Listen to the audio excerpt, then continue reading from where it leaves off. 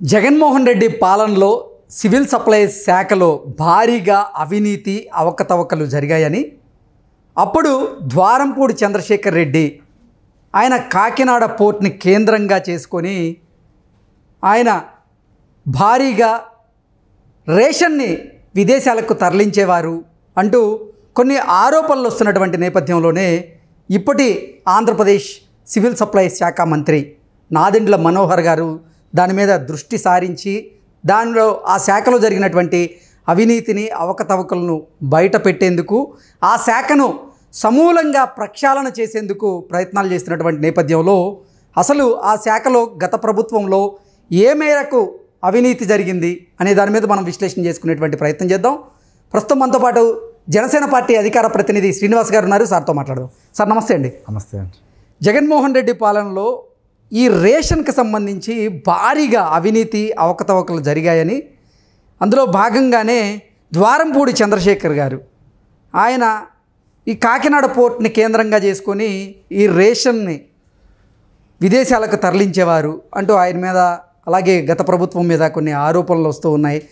ఆ శాఖలో జరిగినటువంటి అవకతవకలను అవినీతిని బయటపెట్టేందుకు కూడా ఇప్పుడు సివిల్ సప్లైస్ శాఖ మంత్రి నాదెండ్ల మనోహర్ గారు దృష్టి సారించినట్లుగా ఆ రకంగానే ఆ శాఖలో జరుగుతున్నటువంటి అవినీతిని బయటపెట్టేలాగా ఆయన ప్రక్షాళన కూడా చేస్తున్నాడు ఆ శాఖని అంటూ కొన్ని వార్తలు అయితే చూస్తూ ఉన్నాం.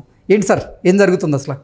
ఒకటండి, గత 5 సంవత్సరాలుగా కాకినాడ పోర్టు కేంద్రంగా జరిగినటువంటి అక్రమాలన్నిటి కూడా మేము పదే పదే చెప్పడం జరిగింది.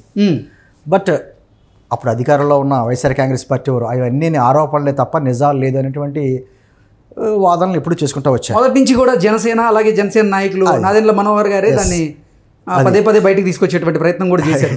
ఇప్పుడు ఏమైందంటే అండి, అక్కడ మాది గోదావరి జిల్లాలు కాబట్టి చెప్తున్నా, పేదలకు ఇచ్చేటువంటి రేషన్ బియ్యం ఉంటుంది. దాన్ని ప్రతి గ్రామంలో కూడా ఉచిత బియ్యం ఉంటుంది, కిలో రూపాయి బియ్యం ఉంటుంది. 5 రూపాయలకు 7 రూపాయలకు 10 రూపాయలు అక్కడ ఉన్న పరిస్థితులను బట్టి పొద్దున్న బియ్యం వస్తే సాయంత్రం అయ్యేటప్పటికి వాళ్ళు వస్తారు దళారులు ఇంటింటికి తిరిగి. అంటే ఆ ప్రభుత్వం అసలు ఆ బియ్యం కొనుగోలు చేసేందుకేమో 36 రూపాయలు కేజీకి వెచ్చిస్తూ ఉంది. కానీ వీళ్ళకి అంటే ఎవరైతే లబ్ధిదారులు ఉన్నారో వాళ్ళకి కొంతమందికి ఉచితంగా కొంతమందికి రూపాయి చొప్పున విక్రయిస్తున్నటువంటి నేపథ్యంలో వారు రూపాయికి కొని 8 రూపాయలకి ద్వారంపూడి చంద్రశేఖర్ రెడ్డికి అమ్ముతున్నట్లుగా. ఏమైందంటే గోదావరి జిల్లాలో ఇది ఒక కార్యక్రమం కింద ఇంటింటికి తిరగడం, కలెక్ట్ చేయడం, దాన్ని 25 కేజీలు 30 కేజీల బస్తాల కింద సీల్ చేయడం. రాత్రి 10 దాటిన తర్వాత గోదావరి జిల్లాలో లారీలు కాకినాడ పోర్టుకి వెళ్ళడం. అంటే రాత్రి 10 దాటిన తర్వాతే పోలీసులు కానీ రెవెన్యూ కానీ ఏ డిపార్ట్మెంట్ వాళ్ళు కూడా ఆ లారీలు ఆపరు. ఓకే, ఎప్పుడన్నా పొరపాటున మా జనసేన వారు లాంటి వారు, తెలుగుదేశం పార్టీ లాంటి వారు గట్టిగా అడ్డుపడి ఆ లారీలకు అడ్డుపడి పోలీసులకు పట్టిస్తే తూతూ మంత్రంగా ఏదో కేసు రాసి వదిలేస్తారు. గత 5 సంవత్సరాల నుంచి కొన్ని లక్షల టన్నులు, లక్షలే, 1-2 కాదు, అక్కడికి కాకినాడ పోర్టు నుంచే అక్రమంగా ఆఫ్రికన్ కంట్రీస్కి వెళ్ళడం అనేది జరుగుతుంది. ఇప్పుడు కూటమి ప్రభుత్వం వచ్చిన తర్వాత అసలు ఏం జరుగుతుందని చెప్పేసి మంత్రి నాదెండ్ల మనోహర్ గారు అక్కడ అన్నీ కూడా కాదు, కొన్ని కేంద్రాలకి అక్కడికి వెళ్ళి ఆ సరుకు గురించి పోర్టులకు సంబంధించినటువంటి నిలవబెట్టినటువంటి గోడౌన్స్లో చెక్ చేస్తే వాటికి బిల్సులు ఎక్కడి నుంచి వస్తున్నాయో తెలియదు, ఎవరికీ తెలియదు. కాకినాడ ఆ పోర్టుకి సంబంధించిన అధికారులు కూడా తెలియనట్టుగా అక్కడ వ్యవహారాలు ఉన్నాయి. అంటే ఎన్ని లక్షల మెట్రిక్ టన్నులు ఈ విధంగా ఈ గత 5 సంవత్సరాలు వెళ్ళిపోయింది అన్నది ఇది మనం తెలుసుకోవాలి ఇప్పుడు. ఎందుకంటే ద్వారంపూడి చంద్రశేఖర్ రెడ్డి కుటుంబాన్ని రైస్ కింగ్స్ అంటారు వాళ్ళని. అక్కడ రైస్ కింగ్స్ అంటే ఎందుకు అంటానంటే వారి తండ్రి సివిల్ సప్లైస్ కార్పొరేషన్ చైర్మన్. అవును. ఆయనేమో స్థానిక ఎమ్మెల్యే. ఆయన బ్రదర్ ఏమో ఉభయ గోదావరి జిల్లాకు సంబంధించి రైస్ మిల్లర్ సంఘానికి అధ్యక్షుడు. రాష్ట్రంలోనే అత్యంత పెద్ద రైస్ మిల్స్ ఉన్నాయి మనకి ఈస్ట్ గోదావరిలో ఎక్కువ ఉన్నాయి. అవును. అంటే రైస్ బౌల్ ఆఫ్ ఆంధ్రప్రదేశ్కి ఈస్ట్ వెస్ట్ అంటారు కాబట్టి.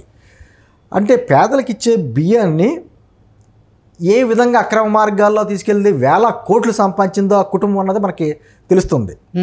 దీంతోపాటు కూడా అంటే కేవలం రైసు ఈ విధంగా అక్రమం వల్ల కాకుండా కొన్ని ప్రక్షాళన మీద దృష్టి పెట్టాం. ఎందుకంటే మేము ఉదాహరణ చెప్తాం కృష్ణ గారు, 2016లో ప్రజా సాధికార సర్వే అని చెప్పేసి మన ఆంధ్రప్రదేశ్లో జరిగారు. అప్పట్లో చంద్రబాబు గారి టైంలో దాదాపు రాష్ట్రంలో ఉన్న కుటుంబాలు, ఏపీలో ఉన్న కుటుంబాలు 1,40,000 కుటుంబాలు ఉన్నాయి. వైట్ రేషన్ కార్డులు ఎన్ని ఉన్నాయో తెలుసు మీకు? దాదాపు 1,35,000 ఉన్నాయి. అంటే ఆంధ్రప్రదేశ్లో వైట్ కార్డు లేనుడు ఎవడం లేనట్టు, అంటే అందరూ పేదవాళ్ళే.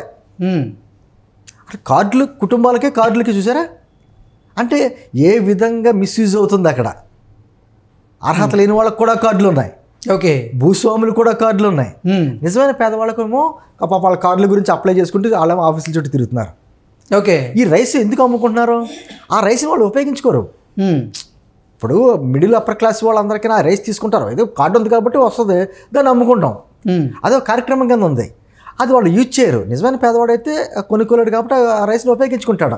ఇన్ని లక్షల టన్నులు వెళ్తున్నాయి అంటే అవన్నీ కూడా ఎన్ని తప్పుడు కార్డులు ఉన్నాయి, ఇవన్నీ కూడా అంటే వ్యవస్థలు విచ్ఛిన్నం అంటాం. ఇప్పుడు ఈ ద్వారంపూడి చంద్రశేఖర్ రెడ్డి సార్ లబ్ధిదారుల నుంచి ఎవరు ఆ బియ్యాన్ని కొని, అంటే మనం అనుకున్నట్లుగా 8 రూపాయలకో 10 రూపాయలకో కొంటారనుకోండి, ఆయన విదేశాలకి వాటిని ఎగుమతి చేస్తున్నటువంటి నేపథ్యంలో ఎంతకి అమ్మేటువంటి అవకాశం ఉంది ఆయన? అంటే కంట్రీస్ బట్టి డిఫరెన్స్ ఉంటుందని చెప్పేసి అంటున్నారు.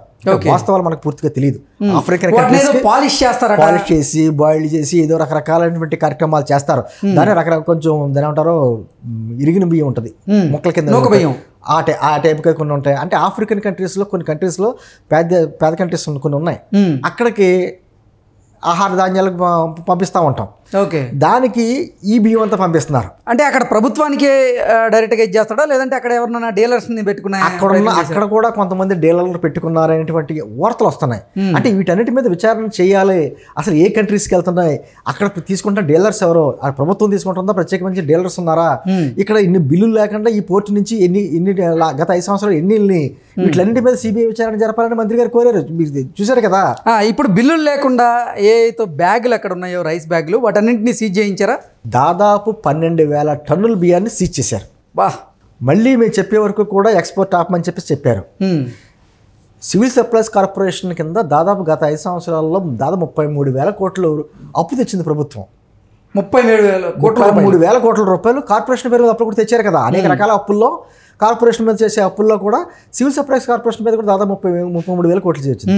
ఈ రోజున ఒక ఛాలెంజ్ ఎవరికి, మా నాదెళ్ల మనోహర్ గారికి ఆ శాఖ తీసుకున్నారన్నా కానీ ఆయన చెప్పడం ఏంటంటే, మేము కూడా మాట్లాడారు, ఏదో పట్టుబట్టి మరి ఆ శాఖ తీసుకున్నారు అన్నట్టు. కాకపోతే ఏంటంటే గత 5 సంవత్సరాలు మేము వేలెట్టి చూపించింది మేము ప్రతిపక్ష పార్టీగా ఆరోపణలు చేయలేదు. దాంట్లో కూడా వాస్తవం ఉందని నిరూపించవలసిన బాధ్యత మా మీద ఉంది. ఏదో ప్రతిపక్ష పార్టీ కింద ఆ రోజు ఆరోపణలు చేశారు కదా, ఈ రోజు మీరేం మాట్లాడట్లేదనే మాట రాకూడదు ప్రజల నుంచి. ఇదిగో మేము గత 5 సంవత్సరాలు చేసింది ఇదిగో వాస్తవాలు, ఇదిగో ఈ అవినీతి సొమ్ము మింగేసినటువంటి ద్వారంపూడి చంద్రశేఖర్ రెడ్డి, ఆ అవినీతి సొమ్ముతో బలిసినటువంటి ఆ కుటుంబం ఎన్ని రకాలుగా దౌర్జన్యాలు చేసిందో. గతంలో మా జనసేన పార్టీ వీర మహిళల మీద అక్కడ కొట్టించడం, రకరకాల కార్యక్రమాలు చేశారు.